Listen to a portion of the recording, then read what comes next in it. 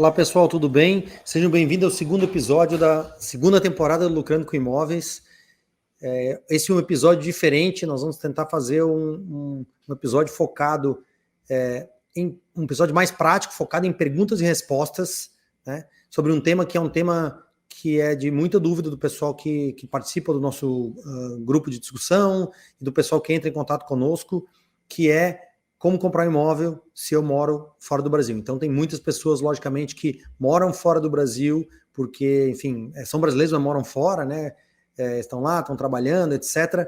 E como para esse tipo de pessoa, para essas pessoas é muito mais, tem uma série de burocracias mais complexas na compra de um imóvel, a gente dividiu os principais temas para quem quer comprar um imóvel de fora, e a gente vai falar um pouquinho deles aqui.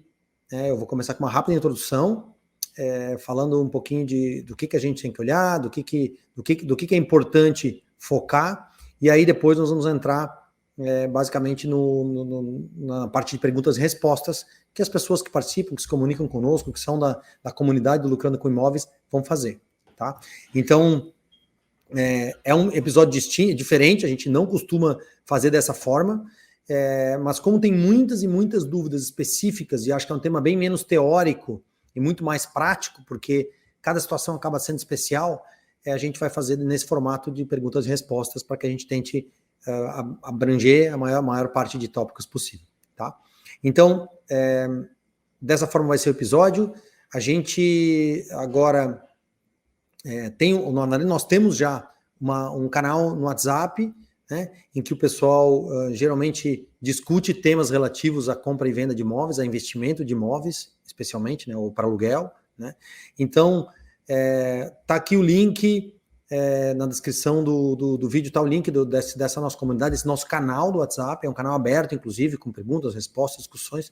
Entrem no canal, se inscrevam, porque com isso é a forma, inclusive, de você vir pedir assessoria, buscar pessoas profissionais, não só nós da MySide, que promovemos o Lucrando com Imóveis, mas também a outros profissionais e outras pessoas interessadas no assunto. Tá? Então, se inscrevam ou entrem no nosso canal de WhatsApp, é uma ferramenta muito bacana, e foi daí, inclusive, foi desse canal de discussão, ou desse grupo de discussão, que surgiu a ideia de fazer esse episódio aqui, tá bom?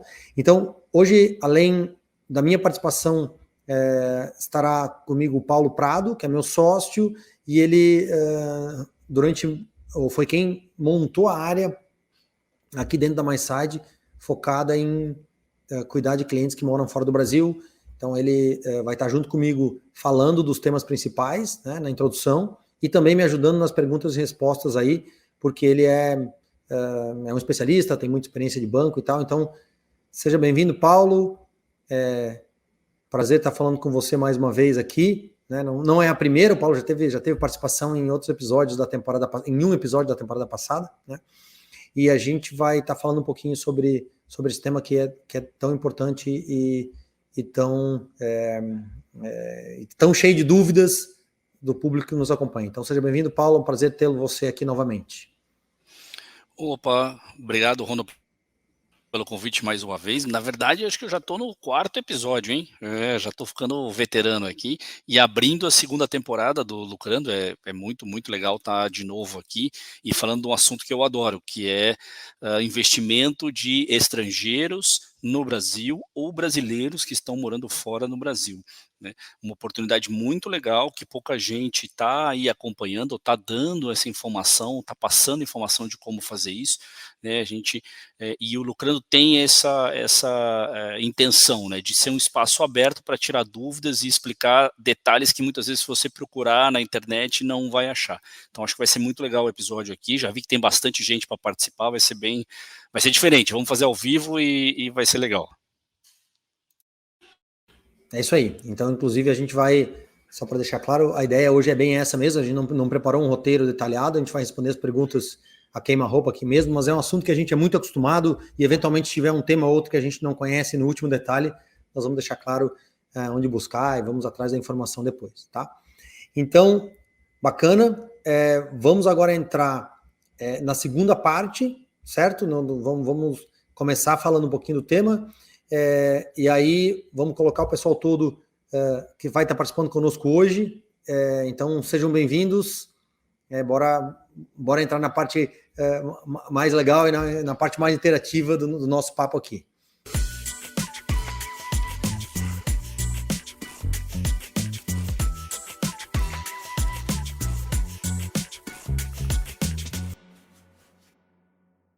Bom, legal, pessoal. Acho que estamos todos aqui, né? Carolina, Andréia, Guilherme, Cleane, Juan e Jefferson. Sejam bem-vindos, tá? É um prazer tê-los aqui conosco e ter uma participação. É a primeira vez que a gente faz uma participação tão ampla de pessoas aqui. Espero que seja um sucesso, espero que a gente possa ajudá-los aí, possa ter uma discussão, ou quer dizer, ajudá-los e ajudar quem vai estar nos ouvindo e possa ter uma discussão o mais frutífera possível em relação aos nossos temas, né? Como eu falei, eu vou começar com uma introdução rápida, tá? Não vamos fazer a apresentação todo mundo aqui, porque eu acho que senão seria muito longo, mas eu vou começar com uma introdução rápida sobre o tema em geral, e aí imediatamente a gente já vai passar para a chamada de perguntas. Então se preparem por aí que eu vou chamar o nome de vocês depois, dizer, olha, faça a pergunta fulano, beltrano, ciclano, para que fique mais rápido, a gente não fique naquela de aguardando alguém se candidatar, tá bom? Mas sem mais delongas, eu vou começar falando dos temas. Então, assim, eu moro fora do Brasil, seja eu um estrangeiro ou um brasileiro, né?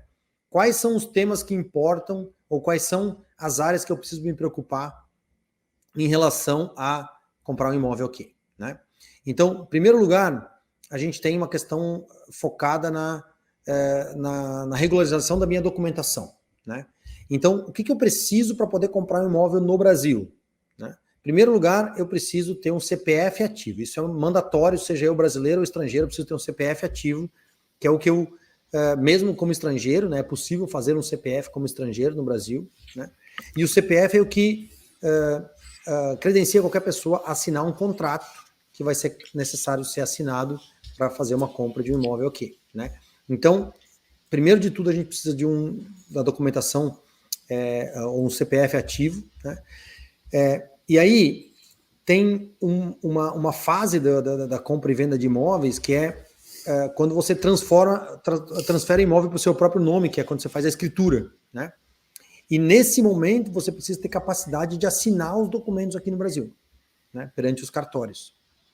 Então, além de ter um CPF ativo, se você não estiver aqui pessoalmente para assinar a escritura, para passar o imóvel para o seu nome, você precisa ter um negócio que a gente chama de e-notariado, que basicamente é um certificado digital feito para assinatura de documentos oficiais no Brasil, né? Qualquer cartório aqui no Brasil é possível ser feito, mas se você não esteve aqui no Brasil ou não tem documentos neste cartório, é obrigatório estar aqui pessoalmente. Então, eu preciso ter um CPF válido e eu preciso ser capaz de assinar ou de assinar documentos oficiais com reconhecimento de firma aqui no Brasil, que pode ser feito ou pessoalmente aqui, né, ou à distância através desse certificado digital chamado e-notariado, tá? Então, isso é bem importante. Só completando, Ronald, além do e-notariado, o e-CPF também é aceito, né? O e-CPF tem a vantagem. O e-notariado é um certificado que você obrigatoriamente tem que ter passado no Brasil em algum momento e ter feito algum cadastro em algum cartório brasileiro. Já o e-CPF é um certificado que não precisa disso, né?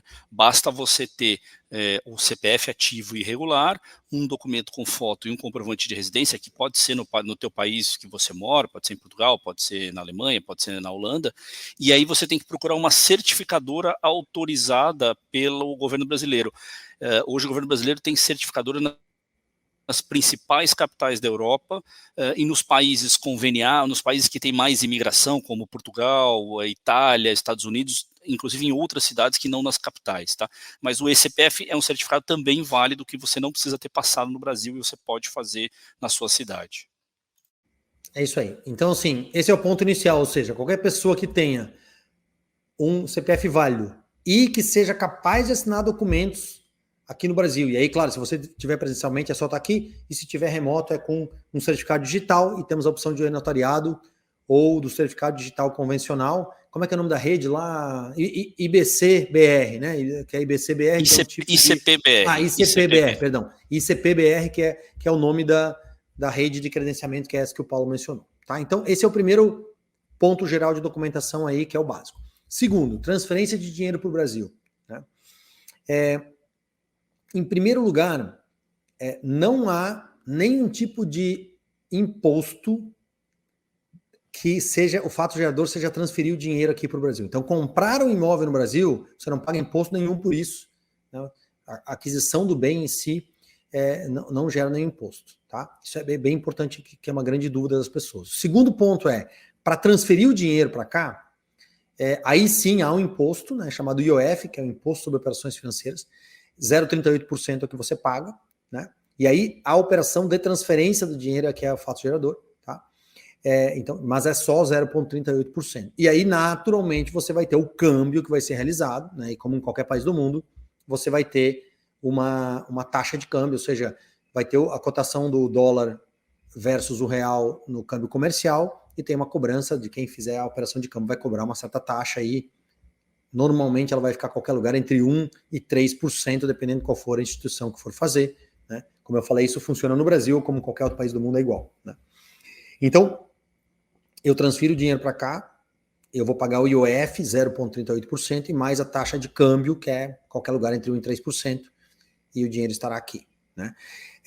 Além disso, um tópico bem importante para brasileiros que moram fora, os brasileiros que moram fora são muito acostumados a mandar o dinheiro aqui para o Brasil dentro de um envio geral, assim, que inclusive tem uma forma de envio de dinheiro que é caracterizada na legislação como para ajuda de custo, se eu não me engano, né, Paulo? Me corrige se o termo estiver errado. Uso aí. Pessoal. Uso pessoal. Para que existe esse tipo de envio uso pessoal? Isso é o que se faz nos Western Union da vida, TransferWise, que agora se chama Wise, enfim, esses envios que são... Revolut, para quem é da Europa. Revolut, geralmente funciona só para CPF, dependendo qual que é o caso, às vezes para CNPJ, mas é um envio genérico sem justificativa nenhuma. Né? Isso serve para quê? É para quem mora fora e tem família aqui, tem pessoas aqui, ou quer mandar um dinheirinho para fazer qualquer coisa. Né?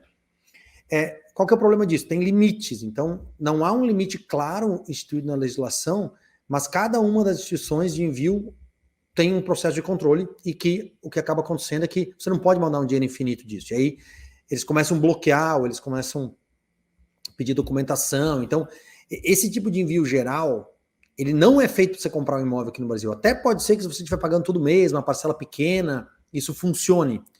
Mas normalmente, qualquer lugar ao redor dos $50 mil por ano é o limite que começa a bloquear esse tipo de envio. Né? Tá, mas daí 50 por ano quer dizer por mês? Depende muito, né? Então, se você mandar muito no mês só, cada instituição tem os seus algoritmos lá para ver quando que eles devem começar a cobrar algum tipo de documentação. Por quê? Porque transferência internacional de dinheiro geralmente é uma preocupação para os governos internacionais para que as pessoas não estejam pegando dinheiro ilegal e transferindo. Né? Então, eles botam esses limites para esse tipo de transação não identificada, visto que você não precisa fazer nada, só pega, manda, acabou, o dinheiro chega aqui. Né? Pois é, como é que se resolve isso no caso de compra de imóvel, então? Tem uma forma de envio de dinheiro que você precisa somente de um operador de câmbio qualificado, que é enviar o dinheiro com uma destinação específica, né? Dentre as quais comprar imóvel é uma delas. Tá? Não incide nenhum imposto adicional. Tá? O IOF que eu mencionei antes, você vai pagar o mesmo 0,38% de uma transferência de uso geral, porém, ou de destinação geral. Porém, quando eu faço uma transferência para compra de imóvel específica, o que o Banco Central vai fazer é que ele vai pedir a documentação para comprovar duas coisas. Primeiro, a operação aqui no Brasil. Então é uma compra de imóvel, vai ter que ter um contrato de compra e venda que diz ou que formaliza esse negócio. Né? E segundo, a instituição financeira do Brasil vai querer entender se, em princípio, quem está enviando dinheiro tem recurso suficiente para enviar. Então, vai ser solicitado algum tipo de comprovação de renda básica de quem está enviando dinheiro. Então, se eu moro na Europa, por exemplo, e eu estou enviando 50 mil euros, né, vai ter que ter algum comprovante de renda meu, ou extrato bancário, ou comprovante de imposto de renda, por exemplo, que demonstra que eu tenho lá uma renda que faz sentido para alguém que vai enviar 50 mil euros. Então, se eu ganho por ano 50 mil euros, ou 25 mil euros, está tudo bem, né? Compatível, estou guardando dinheiro e tal. Se eu quero enviar 10 milhões de euros e a minha renda formal que eu tenho na Europa é 10 mil euros por ano, não vai estar comprovando a renda suficiente, então eu não tenho capacidade de envio, e aí isso vai ser bloqueado. Né? A vantagem desse envio de dinheiro formalizado com destinação específica é que ele não tem limite. Se eu quiser enviar 10 bilhões de dólares, eu posso enviar. Né? Claro, precisa ter os 10 bilhões de dólares, mas se você tiver, você pode enviar sem limite nenhum, porque tem uma operação claramente combinada com aquele envio. E desde de que eu tenho uma operação aqui no Brasil que comprove a necessidade, ou que comprove que eu estou realizando uma operação, e eu tenha uma comprovação, que é uma comprovação super leve, tá? É bem simples a comprovação de renda. Giro de conta, como eu falei, ou imposto de renda internacional, comprovando que eu tenho uma geração de renda suficiente, ou compatível, não é nem suficiente, é compatível, tá tudo certo, você vai poder mandar o dinheiro, é super rápido, 2 dias está aqui, e o único custo que você vai ter é o IOF, que toda transação paga, mais a taxa de câmbio, que não tem a ver com a operação em si, né, mas tem a ver com a conversão de câmbio geral, tá? Então, Paulo, esqueci de alguma coisa importante em relação a envio de dinheiro que a gente precisa complementar? Foi muito bem mencionado, assim, só para também aproveitar para esclarecer, o documento oficial de comprovação de renda normalmente é o imposto de renda, né? Então, a declaração anual de imposto de renda que você faz no seu país de origem, né? E se não suficiente, aí pode ser que eventualmente a instituição peça uma documentação adicional. Tá? O que você, acho que já adiantando um pouquinho, quer dizer, o que você precisa para ter acesso a esse tipo de operação? Esse tipo de operação de transferência específica não está disponível nas plataformas digitais, como o Ronald mencionou, né? É importante deixar claro isso.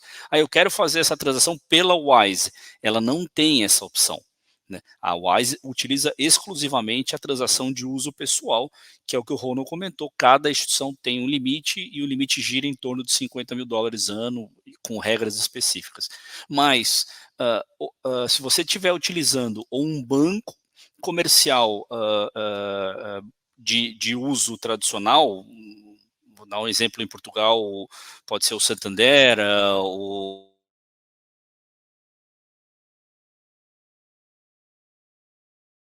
internacional, né, as áreas de câmbio desses bancos estão acostumadas a fazer esse tipo de transação e vão te permitir fazer esse tipo de transação, que é a transação para uso específico, né? E aí é muito importante mencionar que existe o Banco Central tem 70 classificações de transação, né? A gente teve um cliente, por exemplo, que ele não colocou compra de imóveis e colocou investimento no Brasil. É uma sutileza, mas faz diferença, porque compra de imóveis requer um contrato de compra e venda de imóveis. Investimento, ele vai querer saber que tipo de investimento você está fazendo, e aí o número de documentos solicitados é um pouco maior do que compra de imóveis. Mas se você estiver trabalhando com um banco comercial que tem transação de câmbio, ele vai saber fazer essa transação. Tá? Isso aí. E, inclusive, sobre tudo que a gente vai falando aqui, só para deixar claro, nós temos uma equipe que é capacitada dentro da MySide, né? Que é capacitada para dar suporte. Então, nós não fazemos, obviamente, o câmbio diretamente, porque a gente não é uma corretora, mas a gente tem parceiro de câmbio, a gente tem parceiro para regularizar a situação de imposto de renda ou de documentação aqui, tá? Bons profissionais do mercado, lógico, aqui a gente... o profissional que estiver assessorando você para comprar imóvel no Brasil deveria ter isso também, tá? Então, busquem. Isso não é uma coisa que a gente gosta que os clientes façam sozinhos, porque tem uma série de pequenas coisas, então é importante ter um profissional que assessora. Se vocês não estiverem comprando conosco da MySide, não tem problema, né? Aqui dentro do Lucrando com Imóveis, nós vamos indicar esses profissionais para vocês serem assessorados por eles de qualquer forma, então a gente faz isso de vez em quando, não tem problema nenhum, tá? Bom, o terceiro ponto é assim, como é que eu financio o imóvel? Então, no Brasil, o financiamento imobiliário tem uma legislação muito específica, né? O governo brasileiro, assim, para ser bem rápido, ele obriga os bancos a usar o dinheiro que é aplicado no que se chama de caderneta de poupança para financiamento imobiliário. Isso cria uma série de regras para financiamento imobiliário que são bem específicas e únicas, né? Qual que é o problema disso? É que essas regras são todas definidas por lei e, fundamentalmente, você só consegue financiar um imóvel pelo sistema financeiro de habitação ou pelo sistema brasileiro de poupança, como é que é SBPE, sistema brasileiro de poupança e empréstimo. Se você tiver renda no Brasil, se você for brasileiro residente ou estrangeiro residente no Brasil e tiver renda no Brasil. Se você não tiver renda aqui, em geral, isso não funciona. Tá, mas é possível? É possível, né? Por 2 caminhos. O caminho 1 seria quando você tem você é residente fiscal no Brasil e você tem uma movimentação de dinheiro aqui no Brasil, então você acaba tendo um reconhecimento de renda automático, ou quando você tem alguns bancos com processos bem específicos, você pode conseguir reconhecer a renda externa, mas assim, não é normal. Normal é que os bancos, dentro do sistema financeiro brasileiro, só financiem pessoas que têm renda no Brasil, formalizada no Brasil, são residentes aqui no Brasil. Tá? A alternativa a isso é utilizar o que a gente chama da sociedade de crédito direto, que são mortgage companies, aí, empresas de financiamento imobiliário, né, que fazem financiamento aí sim para pessoas que moram fora também. As tais das SCD, Sociedade de Crédito Direto, ou o pessoal pode chamar popularmente de fintechs aí, que são empresas focadas em financiar imóveis, né, e elas, em geral, aceitam também renda de pessoas de fora do Brasil, tá? Essas empresas são muito mais flexíveis, elas não seguem uma lei tão rígida quanto os bancos que fazem o financiamento oficial pelo sistema financeiro habitacional.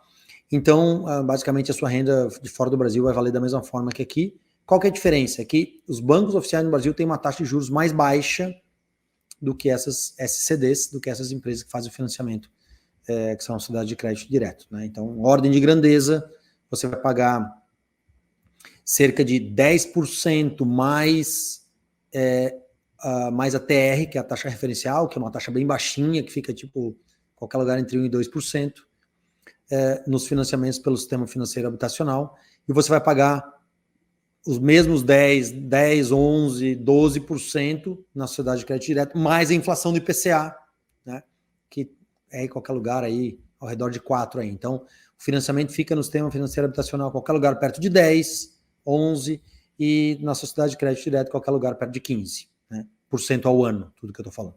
Então, a discussão eu acho que em relação ao financiamento é assim, se você fizer o financiamento oficial, tem esses dois caminhos, né? Cada caso é um caso, tem gente que mora fora, vai conseguir comprovar a renda aqui, ou vai ter tempo de comprovar a renda aqui, tem gente que não consegue, então a sociedade de crédito direto é uma alternativa, apesar de ela ser um pouco mais cara em relação à taxa de juros, né? E, em geral, a gente ainda tem, se eu for comprar um imóvel de construtora, normalmente há também a possibilidade de fazer um financiamento direto com a construtora, né? Então depende muito do mercado onde você está. Então a gente opera, por exemplo, Goiânia e Santa Catarina. Em Santa Catarina, a gente consegue fazer vários financiamentos de até 120 vezes depois da entrega, direto com a construtora, né? Ou até 100 vezes, ou até 60 vezes, né? Eu falei 120 vezes depois da entrega, eu estou falando mentira, na verdade, geralmente é 120 vezes no total, das quais 60, 70, 80 vezes são depois da entrega, né? Então, 10 anos de pagamento aí, e aí geralmente você tem taxa de juros bem boas, bem baixas, até mais baixas do que do sistema financeiro habitacional, porque você está financiando a obra junto com o construtor, né? Então, depende muito, a questão de crédito é uma questão que tem que ser analisada realmente caso a caso, quase não existe quase nenhuma regra geral que vale. Vai depender se você tem residência fiscal no Brasil ou não, tem conta no Brasil ou não, circula dinheiro pelo Brasil ou não, a sua renda, como que ela é comprovada, o imóvel que você quer comprar, ele é numa região que a construtora financia direto, sim ou não. Então, a quantidade de fatores que influenciam é muito grande. Porém, com toda certeza, se você quiser investir no imóvel do Brasil, morando fora, sendo brasileiro ou estrangeiro, haverá bons negócios onde você consegue financiar a compra. Seja ela diretamente com a construtora, ou seja ela através de uma instituição financeira, banco ou sociedade de crédito direto. Com certeza, a gente tem muita experiência nisso e é uma questão de entender o que você está buscando e aí sim desenhar o melhor perfil de financiamento, né? Porque há, de fato, muitas alternativas, tá? Então, as regras gerais são essas, quer dizer, vou repetir, bancos brasileiros, normalmente, em quase todos os casos, só vão funcionar se a sua renda for aqui do Brasil. Sociedades de crédito direto funcionam tanto para a renda brasileira quanto para a renda de fora do Brasil, e elas são super flexíveis, porém têm um juros um pouco mais alto. E financiamentos direto com as construtoras, normalmente são super flexíveis, da mesma forma que a sociedade de crédito direto, só que delas têm um prazo um pouco mais curto e vão depender muito da região. Então, como eu falei, Santa Catarina especificamente, tem financiamentos até 10, 12 anos até, né? Goiânia, que a gente atua também, já é muito mais restrito, né? Quando você tem ele até 60 meses no pós-chaves. Então, é um estudo bem específico, certo? Paulinho, alguma coisa quer ser acrescentada aqui?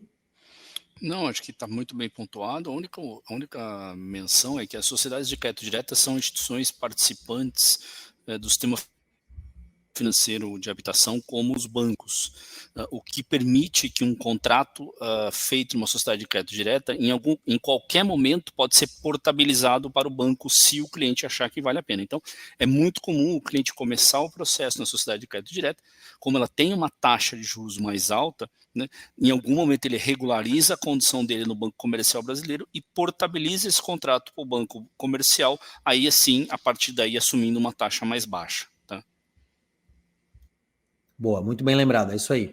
Então, se você fizer um financiamento que está no juro mais alto na sociedade de crédito direto, mas você sabe que vai ficar X anos morando fora, depois você vai voltar, e aí quando você volta, você entra com uma renda aqui no Brasil e quer trazer ela para uma instituição tradicional, não tem problema, isso vai ser feito a tal da portabilidade, e com isso você consegue fazer um financiamento normal e baixar a taxa de juros, por exemplo. Okay? Beleza, e aí o último tópico geral que a gente tem é o seguinte, a gente vai fazer tem uma questão importante, é que os imóveis, ou imposto de renda relacionado aos imóveis. Então, como que funciona isso de forma geral? Tá?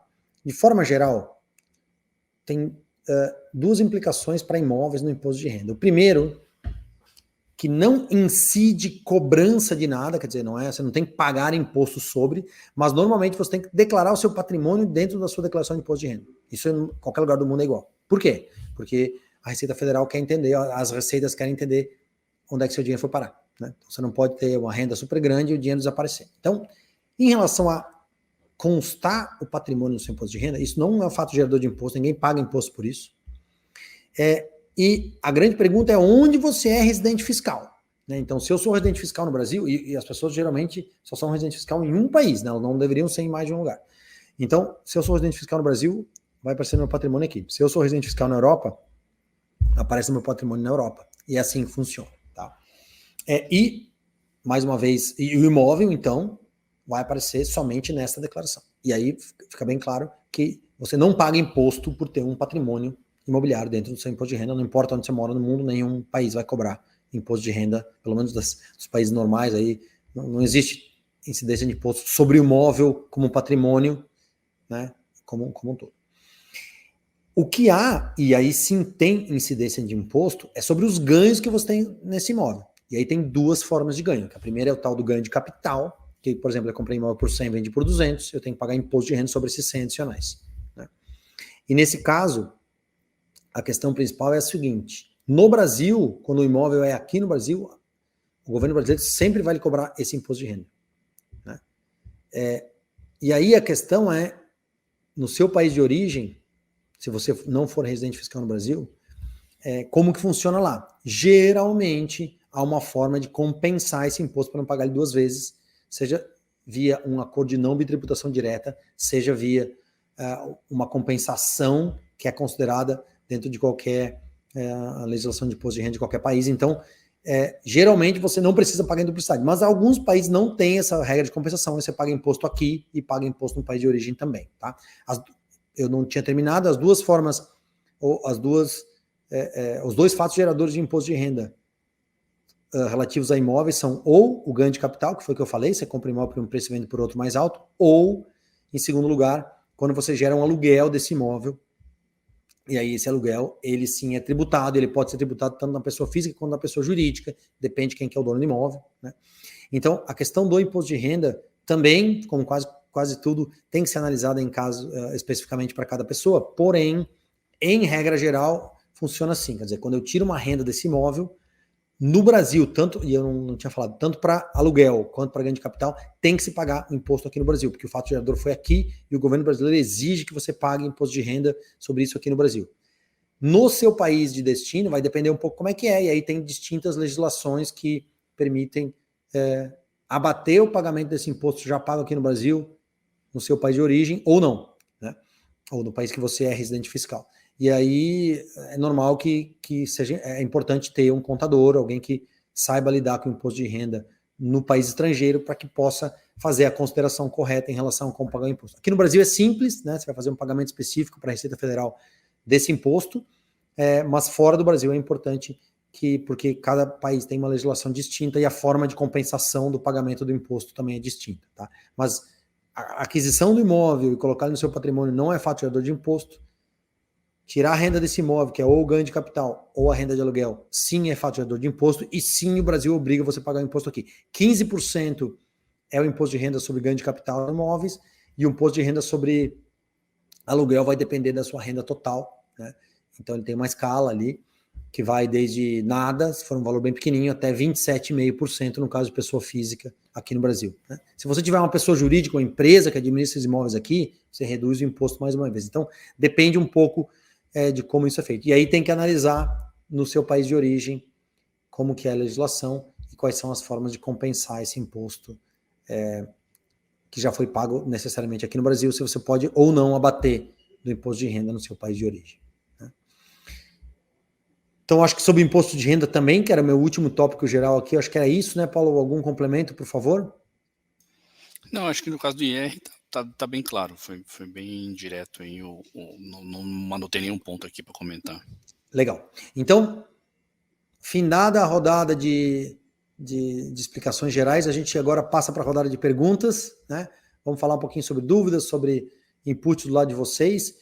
E aí, vamos começar com a Carolina. A Carolina era a pessoa que estava por primeiro aqui, então ela está em primeiro da fila. Pode ser, Carolina? Fica à vontade, as suas perguntas. A ideia é que a gente seja bem direto aqui e espero poder respondê-las com o maior nível de detalhes possível. Tá certo, muito obrigada, Ronald, Paulo. Não, minha primeira pergunta é com relação ao e-notariado, porque não ficou claro para mim se você precisa, pela primeira vez, estar no Brasil para ter o e-notariado, ou você pode fazer todo o processo do e-notariado online e assinar, né, toda a escritura e tudo online, ou se em algum momento você tem que passar para o Brasil para fazer isso, já tendo CPF, sendo brasileiro. Tá. Se você for brasileira e se você tiver em algum cartório do Brasil documentação atualizada, né? Por exemplo, eu tinha minha firma reconhecida no cartório e isso aconteceu há 2, 3, 4 anos atrás ou 5 anos atrás. Aí este cartório vai fazer isso tudo online para você, tá? Mas eles precisam ter, dentro da estrutura de documentos dos cartórios do Brasil, precisa ter algum registro seu válido ou recente, né? Aí eles vão aceitar e você consegue fazer isso tudo online ou tudo à distância, né? Então, por exemplo, se você, sei lá, saiu do Brasil há pouco tempo atrás e tinha reconhecido firma, teve casamento, ou há pouco tempo você passou no cartório e seus documentos estão lá, a gente consegue fazer 100% disso online. Se você, sei lá, é um estrangeiro que acabou de criar o CPF, não vai ter seu cadastro com informações aqui no Brasil, e aí você precisa vir uma vez, pelo menos, aqui para se apresentar num cartório e entregar a documentação requerida, né? Basicamente é isso. A alternativa ao e-notariado, então, seria um certificado digital ICP Brasil, e esse sim, ele tem entidades credenciadoras em quase todos os lugares do mundo. Então aí tem gente na Europa, nos Estados Unidos, na Ásia, que faz esse tipo de verificação, porque basicamente o certificado digital precisa ter informação da sua documentação, biometria, foto e tal, né? E aí, ou você já tem num cartório aqui do Brasil e aí eles fazem em cima disso, ou alguém precisa pegar, que significa você vir até o Brasil uma vez para fazer, ou ter uma entidade certificadora que está no exterior. A gente já fez com pessoas nos Estados Unidos, já fez com pessoas na Europa, funciona, né? Mas em relação especificamente ao e-notariado, vai funcionar se você tiver um documento registrado num cartório há pouco tempo, daí vai dar certo. Se não tiver, não tem jeito, tem que vir até aqui. Só completando, Carolina, para o brasileiro que mora fora, a gente recomenda o ICP Brasil, tá?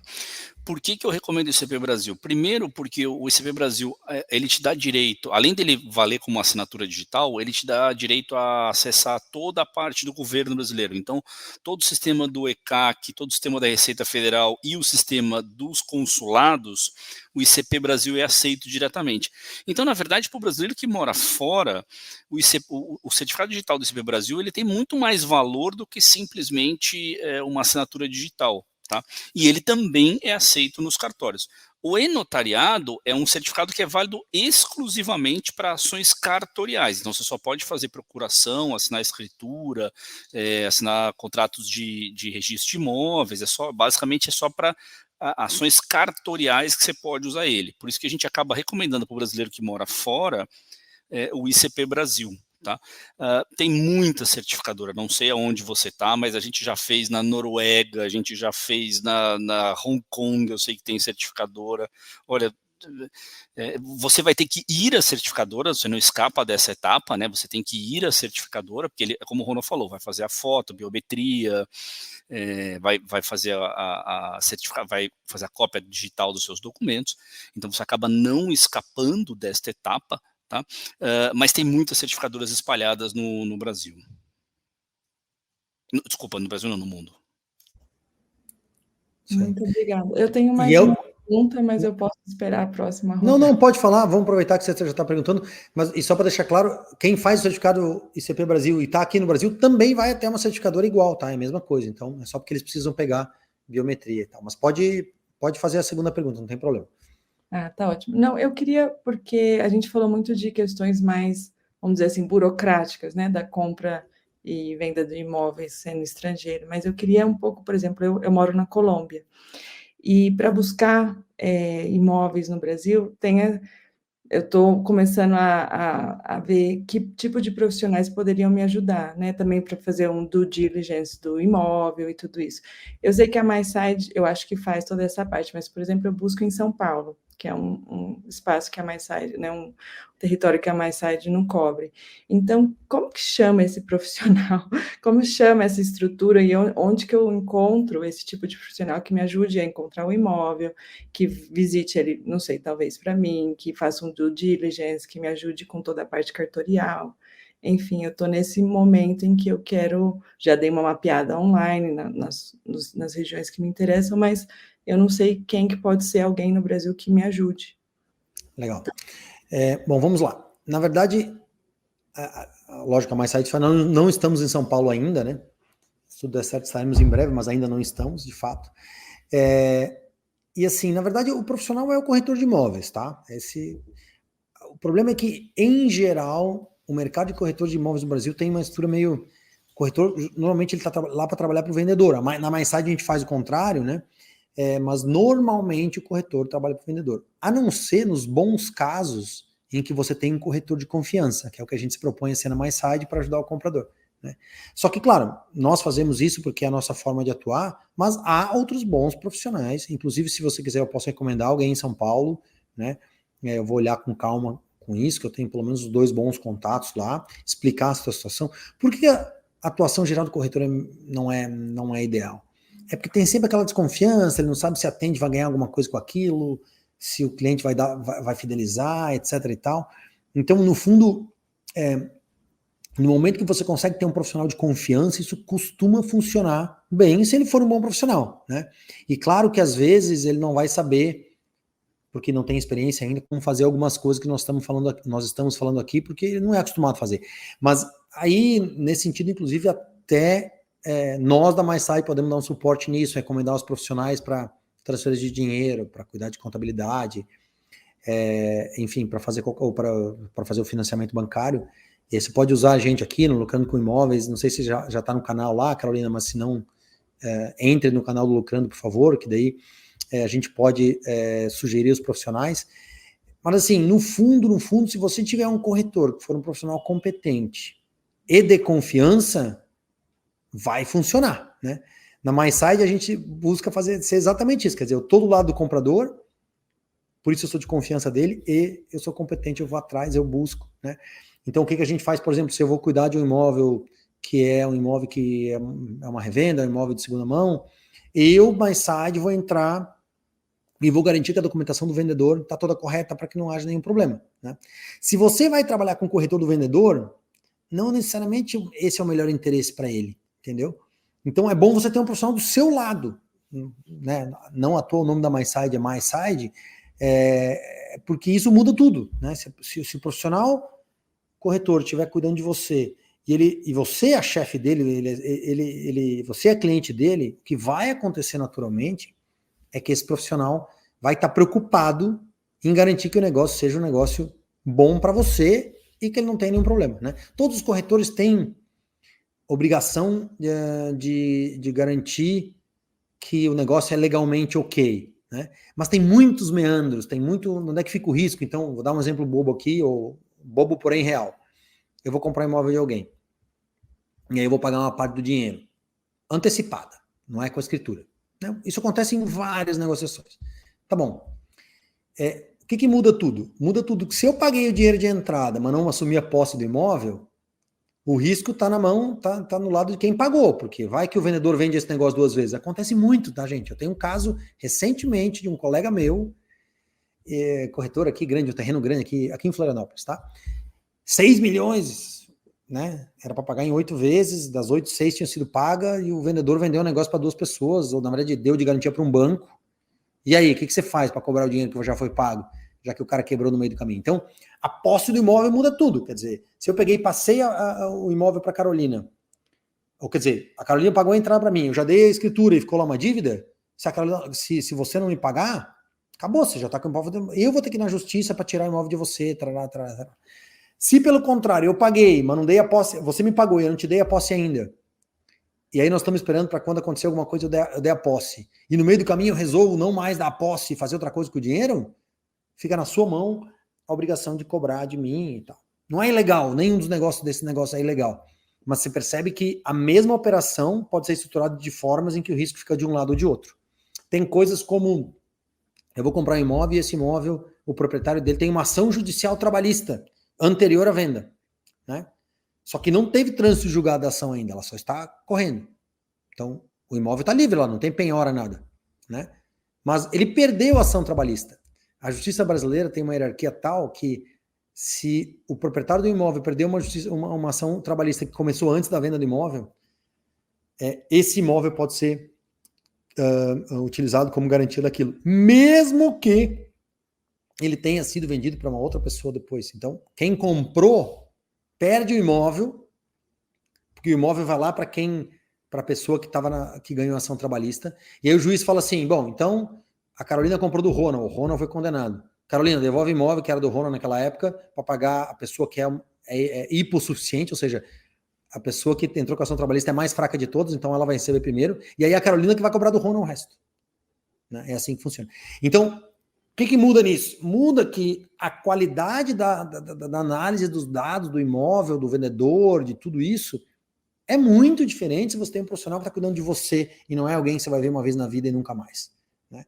Então, e é por isso que a gente se propõe a agir dessa forma dentro da MySide, mas não somos, obviamente, exclusivos nisso. Tem muita gente boa no mercado aí, então minha única recomendação é que você especificamente tenha um profissional que cuide de você e esteja preocupado com você e seja uma pessoa de sua confiança. Né? As questões indiretas aqui, transferência de dinheiro, imposto de renda, financiamento, burocracia para quem mora fora, não necessariamente o profissional vai ter experiência com isso, mas daí você usa a gente como um canal aí que com certeza a gente coloca os profissionais em contato e a gente é muito experiente nisso, a gente fez muitas vezes para quem mora fora já, é uma parte importante do nosso negócio e com toda certeza a gente vai chegar em profissionais que vão assessorar nisso com facilidade. Enquanto a MySide não estiver em São Paulo, nós vamos chegar em São Paulo em breve, se Deus quiser, e aí a gente vai poder te ajudar lá também. Inclusive a gente fez uma venda, tem uma cliente nossa que comprou aqui em Santa Catarina, ela era muito próxima nossa, e aí ela precisava para investir, né? E ela estava precisando comprar um flat em São Paulo para ela morar no meio do caminho e tal, uma história longa, mas não importa porquê. E ela veio para a gente e aí eu acionei um corretor de vendas lá, nós encontramos via esse corretor de venda imóvel, né? E a gente fez a operação inteira por aqui e ela comprou lá.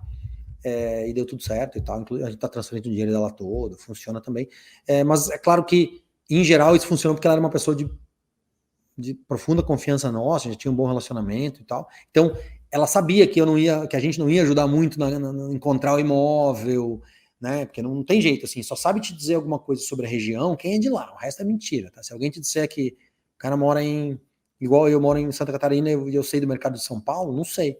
Não sei do de Goiânia mais o suficiente, mas o meu time de Goiânia sabe. Eu não sei de Balneário Camboriú, que é aqui do lado, mas o meu time de Balneário Camboriú sabe. Né? Eu sei de Florianópolis porque eu moro aqui, mas assim, compra de imóvel é um negócio muito local. Então tem que ter alguém que é da área, da região, do ramo, para poder estar te assessorando, tem que ser, né? E aí, se ele for um profissional competente, estiver atuando do seu lado, em geral, isso vai funcionar bem. Legal. Bom, então eu vou passar a palavra para quem vai ser o próximo. A Cleane, pode ser, Cleane? Sim, eu gostaria de entender quando a gente compra um imóvel e o valor ultrapassa o valor limite de transferência e eu não tenho conta no Brasil, pessoa física, não tenho nada, muito tempo morando fora. Como que funciona esse trâmite? Qual a melhor forma de pagamento? A melhor forma é a pessoa passar o dinheiro do exterior direto para a conta da construtora ou é melhor abrir uma conta? Qual seria o melhor caminho, o melhor cenário ali? Tá claro, eu vou dar a primeira parte da resposta aqui, depois o Paulo vai me ajudar, mas assim, é possível você fazer a transferência diretamente para a conta de uma construtora ou do vendedor como um todo, né? Para isso basta que o vendedor tenha um tipo de conta, que é uma conta que tenha o que a gente chama de código SWIFT, banco, ela seja habilitada para receber dinheiro internacional, né?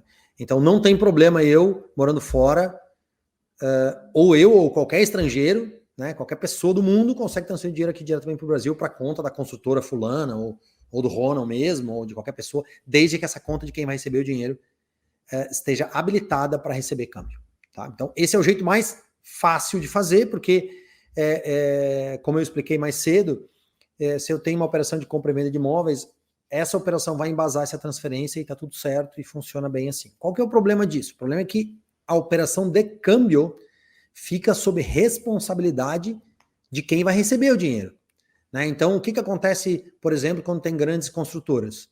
Eu tenho minha conta lá no Itaú, no Banco do Brasil, na Caixa, no Bradesco, e a minha conta como uma construtora grande e tal, eu consigo receber câmbio internacional, sem problema nenhum, né? O normal é que seja assim, concorda? Qual que é o problema? E a Cleane mora fora, compra um negócio aqui, ela manda na minha conta do Itaú. Eu não quero nem saber o que o Itaú vai fazer na taxa de câmbio lá. Eu vou deixar, o Itaú vai cobrar o que ele quer cobrar, e eu falo, olha, Cleane, o dinheiro que você me mandou, $100 mil, virou aqui no Brasil R$490 mil. E a taxa de câmbio vai ser paga por mim, mas a taxa não, o spread de câmbio, é o termo técnico, que é a taxa de lucratividade, é quanto lucra o banco, ou quem faz a operação de câmbio lucra, vai ser pago pela construtora que recebeu o dinheiro pro Itaú, mas quem é responsável por compensar por isso é quem enviou o dinheiro, né? Porque os contratos vão ser sempre, e não é legal fazer de outra forma, os contratos são fechados em real aqui no Brasil, né? Então, por exemplo, eu vou dizer assim, Cleane, você que mora na Finlândia tem que me pagar R$500 mil aqui no Brasil. Beleza, aí você faz a conta lá e tal, tantos $1.000. Você envia o dinheiro, aí o Itaú me cobrou 3% de spread de câmbio, né? Esse dinheiro vai ser descontado e o que vai cair na minha conta em real é diminuído por esse valor, né? Então, o que acontece é que no fim você vai ser obrigado a compensar a transferência de dinheiro de alguma forma, os contratos todos são assim. E aí, se a taxa de câmbio que o Itaú está cobrando, ou o spread de câmbio que o Itaú está cobrando é muito alto, você que está comprando imóvel de fora é responsável por pagar, né? Como que a gente resolve isso? Na MySide, nós não trabalhamos dessa forma, a não ser que o cliente comprador nosso queira. Em geral, a gente recomenda em todos os casos o cliente comprador abrir uma conta aqui no Brasil, né? E a gente tem uma modalidade de conta que é para não residentes, inclusive. Por que isso é melhor? Mesmo que seja uma conta temporária, tá? Você pode abrir a conta, mandar o dinheiro, acabar, faz o câmbio e depois fecha a conta. Por que isso é melhor? Porque dessa forma, quem vai fazer o câmbio é você mesma, né? Então você, Cleane, transfere para você, Cleane, e você, Cleane, transfere para a consultora já aqui do Brasil. Então, o dinheiro entra no Brasil na sua própria conta. Então, a empresa que vai fazer o câmbio foi contratada e definida por você, Cleane, né? E aí a gente consegue controlar e negociar, inclusive, o que a gente faz na MySide, a gente negocia antes o spread de câmbio, né? A gente define o spread de câmbio antes do dinheiro ser enviado aqui para o Brasil, e esse valor já é fechado, você sabe exatamente quando você vai pagar, e se a gente achar que não tá bom, nós negociamos até ficar bom, né? Então é a forma mais fácil. Aí tem gente que prefere manter a conta aqui no Brasil, outros não, aí tanto faz, tanto faz não, aí depende se você vai continuar mandando dinheiro, vai pagar tudo de uma vez ou não, mas na prática, ter uma conta aqui, mesmo que seja uma conta temporária, e pode ser feito para não residente, te dá o controle de saber quanto que vai ser a taxa de câmbio, ao invés de mandar direto para uma outra empresa, que eles vão definir qual vai ser o spread de câmbio. formalmente é a mesma coisa, tá? Então vai ter que se registrar o contrato de compra e venda para caracterizar que foi daquela operação, vai ter que enviar o dinheiro lá via um código SWIFT internacional, vai chegar aqui no Brasil, vai se fazer uma conversão de câmbio, tudo igual. A diferença é que quem faz o câmbio ou é o banco do vendedor, e aí ele vai pagar normalmente o que ele quer pagar e acabou, o banco, a taxa padrão lá, ou é o seu banco, e quando é o seu banco você tem a prerrogativa de negociar e pagar o menor valor possível. Isso é um tema muito importante, muito, nós tivemos já um atendimento dentro da MySite que deu uma confusão tremenda por causa disso, porque a cliente falava assim, não, eu não quero saber, eu mandei $100 mil e $100 mil devia valer $500 mil. Se a construtora pagou lá, quer pagar tanto de taxa de câmbio, é problema dela, mas não é, né? Porque o contrato é feito em real. Então, trazer o dinheiro para o Brasil, em todos os casos que eu nunca vi um contrato que não fosse assim, é responsabilidade do comprador, né? Então, o IOF que vai ser pago, ou o spread de câmbio, é responsabilidade do comprador. Então, a consultora vai dizer, não, eu quero meus tantos $1.000 aqui e acabou, não deu, não tem história. E aí a cliente não entendia isso, foi super, super difícil essa discussão, porque ela disse, não, mas tá cobrando mais do que devia aí e tal.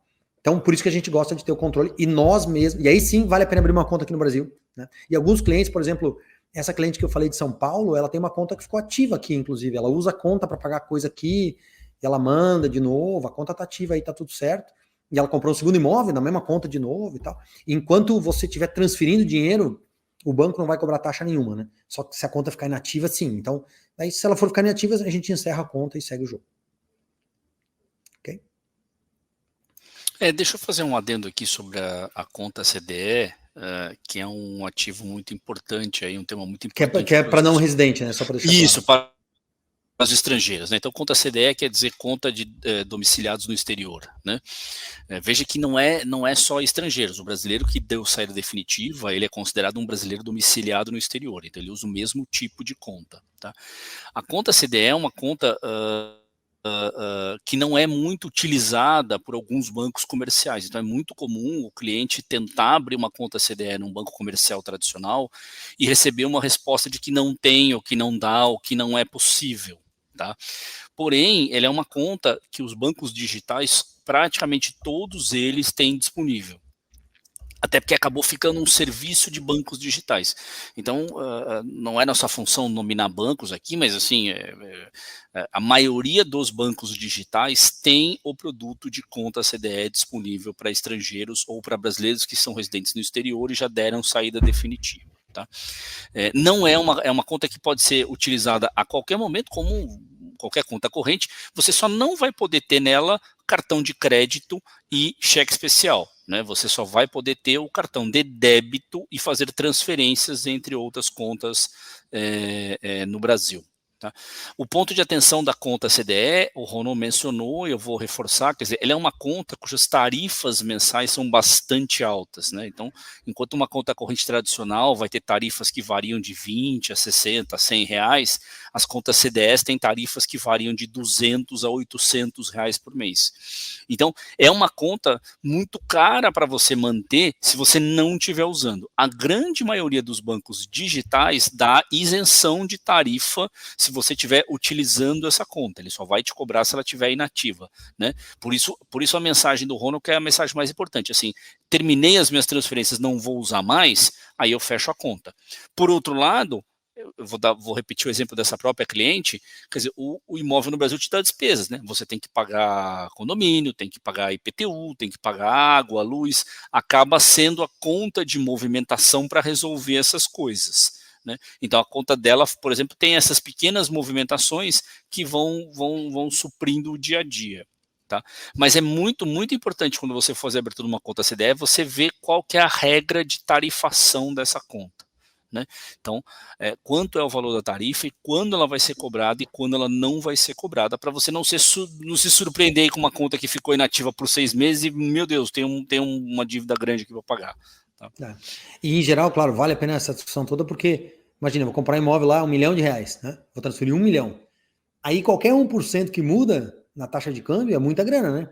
1% de 1 milhão é 10 mil reais, né? Se você falar assim, não, então eu preciso mudar para consultora aí, 5 mil. Tá bom, 5 mil, daí 1% para lá ou para cá, 50 pila. Então 50 pila em geral não vai matar ninguém. Aí ninguém vai abrir uma conta por causa de 5 mil, né? Transfere direto para a consultora lá e resolve dessa forma.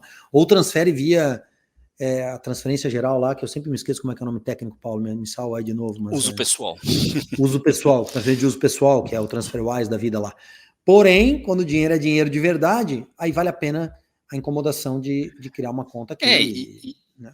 E só um parênteses, assim, dando valores nominais, né? Que a diferença em alguns bancos comerciais é maior do que 1%, infelizmente. A gente fez um cliente nosso que fez a primeira transação, que era só o Arras, era uma transação de 5 mil reais, então era uma transação pequenininha, né? E ele topou fazer direto para a conta da construtora, e o câmbio cobrado pelo banco comercial da construtora foi de 4%. Né? Então veja que a diferença aí nesse caso foi 3% e não 1%, como o Rono mencionou. Né? Não, a taxa de câmbio que a gente geralmente negocia em qualquer lugar ao redor de 1,5, 1,5 para ser mais preciso. Então, se é 4, é 2,5 que você perde cada um. E nós fazemos muito isso, né? O Paulo deu esse exemplo que a gente transfere, por exemplo, o sinal, o Arras, aí transfere assim para ser rápido, para garantir o negócio e tal, e aí depois a gente abre a conta e paga o dinheiro de verdade assim. Mas acho que tá bem respondido, né, Clay? Ok. Guilherme, você quer trazer uma questão do seu lado, por favor? Sim, tenho duas perguntas aqui. A primeira seria sobre saída definitiva. Entendi alguns clientes nesse meio do caminho que tem muita dúvida sobre isso, esse assunto. A palavra em si, saída definitiva, muitas vezes não traz só a parte fiscal, traz a sair do país, não ser mais brasileiro, e queria que vocês pudessem dar uma ideia de como que funciona a saída, quais são as vantagens que se tem hoje em relação a ela, e qual que é a burocracia para se fazer isso e as vantagens que a gente conseguiria ter. E aí a segunda pergunta é trazer dinheiro, levar dinheiro do Brasil para fora. Então, alguns brasileiros que moram fora ou até estrangeiros têm muito essa dúvida de investindo aqui no Brasil, vendi o apartamento, como que eu levo o dinheiro? É tão fácil quanto trazer? Então, seriam essas duas perguntas. A saída definitiva não tem nada a ver com a pessoa ter nacionalidade, não tem nada a ver com ser brasileiro, não, tem a ver com a residência fiscal, quer dizer, a grande diferença é o seguinte, você vai declarar teu imposto de renda em algum lugar, geralmente isso é onde tem a tua renda principal, né, e por isso que se faz saída definitiva do Brasil, que você declara para a Receita Federal o seguinte, eu não moro mais aqui, não vou mais ter renda aqui, então eu não devo mais nenhum imposto aqui no Brasil pela minha residência, né, e aí você passa a ser residente fiscal em outro lugar, e aí você vai pagar teu imposto lá. Olha, não tem muita discussão. Se você vai morar fora, tem que fazer saída definitiva, porque senão, em princípio, você pode até estar exposto a uma cobrança de imposto de renda aqui no Brasil também, visto que você ainda é residente fiscal aqui. É claro que a Receita não fica olhando para coisa pequena, tem muita gente que vai embora para começar a trabalhar e simplesmente desaparece, ou nunca fez imposto de renda aqui, então tem um pouco da Receita ir ou não atrás dessas coisas, mas se você começar a movimentar dinheiro aqui, num nível razoável, você vai ser monitorado e vai ter que pagar imposto 2 vezes. Então, em geral, você tem que fazer isso aí definitivo quando você vai ter a tua renda fora do Brasil. Não existe outro caminho, né? Para ficar tudo legal, bonitinho, direitinho. É assim que se faz. E aí não tem muito errado, né? Aquilo que a gente falou sobre o imposto de renda em geral. Você vai estar pagando imposto no seu país de residência. Os imóveis aqui vão ser parte do seu patrimônio e só no momento em que você tiver receita deles aqui que você vai ter que se preocupar, e aí sim pagar imposto de renda sobre a receita dos imóveis. Geralmente mesmo quando não há acordo de não bitributação, mas geralmente há uma forma de não ter que pagar esse imposto de novo no seu país onde você é residente fiscal. Mas por isso tem que ter um contador, alguém que saiba sobre isso. Você falou sobre enviar o dinheiro para fora, mesma coisa, tá? Porque pensa assim, eu moro nos Estados Unidos, aí eu tenho um imóvel aqui, o imóvel eu vendi, ganhei lucro. Eu declarei nos Estados Unidos que eu ganhei o ganho de capital lá, né? Resolveu esse imposto de renda. Então, oficialmente, eu vou enviar o dinheiro para mim para lá, e esse dinheiro tem uma origem legal aqui no Brasil, né? Que é a preocupação principal. Então, tem lá, vai ter o IOF para ser pago normalmente, eu não sei de cabeça quanto é o IOF para enviar o dinheiro para fora, mas vai ser uma operação que não tem o envio do dinheiro para fora no seu IOF, não vai ter nenhum tipo de tributação adicional, a não ser o imposto de renda Então vai ter que pagar imposto de renda, porque foi uma renda gerada aqui no Brasil, e vai ter o IOF do envio do dinheiro, que vai ser baixo, com certeza.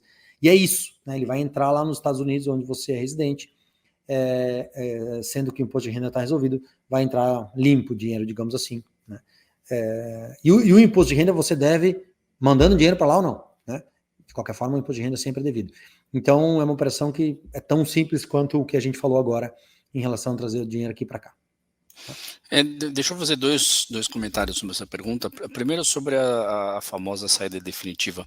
O nome, né? A gente tem o nome saída definitiva não é um nome adequado para o processo, um nome provavelmente que tinha ficado de alguma outra transação da Receita Federal e acabou ficando esse nome.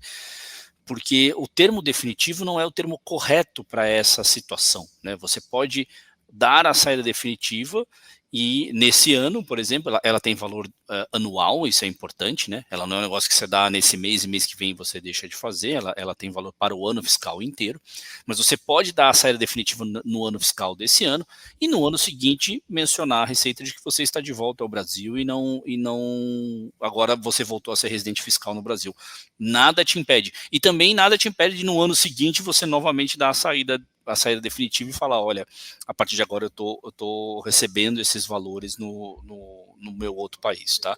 E não tem custo para você fazer isso e não tem imposto para você fazer isso. É simplesmente um processo de declaração que você faz através da própria internet. Lógico, ele vai pedir algumas documentações para justificar, comprovante de residência no exterior e algumas informações adicionais, mas não tem nenhum tipo de custo para você fazer isso, né?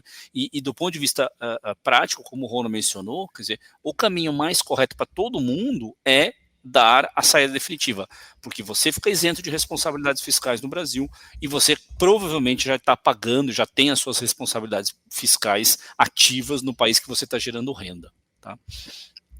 Sobre o câmbio, né, o outro comentário sobre o câmbio do Brasil para fora. O câmbio, o dinheiro é sempre transferido entre países naquilo que a gente chama de moeda forte, né? Então, normalmente, as moedas utilizadas para transferência, elas são ou dólar ou euro. Existe a possibilidade de você fazer câmbio com moeda chinesa, até com moeda até com real, mas não é o comum, né? O comum é você usar a moeda forte. Então, no câmbio, olha a sutileza, no câmbio, quando você vai transferir daqui do Brasil para fora, o câmbio vai ser de novo feito no Brasil e, portanto, se você tiver uma conta corrente no Brasil, vai ser benefício para você de novo, porque aqui você vai comandar o câmbio e mandar o dinheiro em dólar, né? Então, veja que a conta no Brasil ela tem valor tanto na ida quanto na volta, né, do dinheiro que vai para o exterior. Legal. Temos mais uma pergunta, depois a gente vai fechar. Juan, acho que você não fez pergunta ainda, né? Quer fazer a sua? E aí a gente fecha, que já deu o nosso tempo aqui, mas só para não deixar você sem poder falar, vamos deixar a sua pergunta aí. Tem que tirar do mudo aí, por favor. Então, Rono, eu não tenho dúvidas, né? A maioria das minhas dúvidas eram parecidas com os meus colegas aqui, tá? Entendi perfeitamente tudo que foi explicado, tá? Ok, então tem alguém que tem mais alguma, já que o Juan não tem pergunta, tem alguém que tem mais alguma pergunta ainda? Carolina, Guilherme, Cleane, não?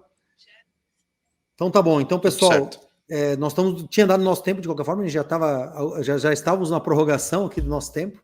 Obrigado pela participação de vocês, eu acho que foi bem esclarecedor, assim, temas bem práticos, diretos, que são as dúvidas, a gente atende muita gente que faz isso, e as dúvidas que a gente conversou aqui hoje foram as dúvidas que a gente vê no dia a dia, tá? Obrigado pela participação de vocês, lembrando quem está nos assistindo, ouvindo o episódio gravado aí, entrem na descrição para conhecer o nosso grupo de WhatsApp que a gente discute, para ver os outros episódios do Lucrando com Imóveis, enfim, para fazer parte, para se comunicar conosco, tirar suas dúvidas. A gente, de fato, está preocupado e a nossa missão aqui é ajudar as pessoas a investirem em imóveis de uma forma mais informada e de uma forma mais responsável. É isso que a gente faz dentro do Lucrando. Obrigado pela participação de todos vocês. Obrigado, Paulo. Obrigado, Carolina, Cleane, Juan e Guilherme. Foi um grande prazer. Se inscreva no canal, dá o joinha, faz todas aquelas coisas que ajudam quem está criando conteúdo para a internet. E eu queria anunciar o nosso próximo episódio, que é um negócio bem legal. Nós vamos fazer... Vai ser uma live e pela primeira vez em 1 ano e meio aí de Lucrando com Imóveis, a gente vai trazer dentro de um episódio uma oportunidade específica de negócio. Tem um modelo que é feito para investidores que querem ter renda de aluguel, é um modelo de uma empresa que a gente conheceu aí no abrindo nossos produtos para os nossos clientes, chamada Cizone, é uma empresa focada em pessoas que querem pegar e rentabilizar imóveis de aluguel. Short stay é bem interessante, e a gente vai trazer não só um episódio explicando o modelo da Cizone, que não é só ela que faz, mas são várias, mas também vamos trazer algumas oportunidades de negócio para quem quer investir no Brasil, tickets ao redor de 200 a 300 mil reais. Então, vai ser bem legal esse episódio, porque vai ser o primeiro episódio, nós vamos falar de uma oportunidade específica. A gente resistiu muito a fazer isso, porque nosso negócio aqui não é fazer venda jabá, nosso negócio é informar, mas nós vamos dividir o episódio em 2 partes. A primeira, nós vamos falar como funciona esse modelo de imóveis específicos para aluguel, são imóveis que são construídos, feitos só para alugar, né? E na segunda parte, nós vamos trazer uma oportunidade desses imóveis. Então, quem nos segue aí vai ser bem legal, vai ser live nesse caso, dia 18 de março a gente vai gravar, e convido todos os nossos ouvintes, telespectadores, internautas e pessoas que nos acompanham a estar conosco mais uma vez, tá bom? Obrigado, pessoal, foi um grande prazer e até a próxima. Um abraço.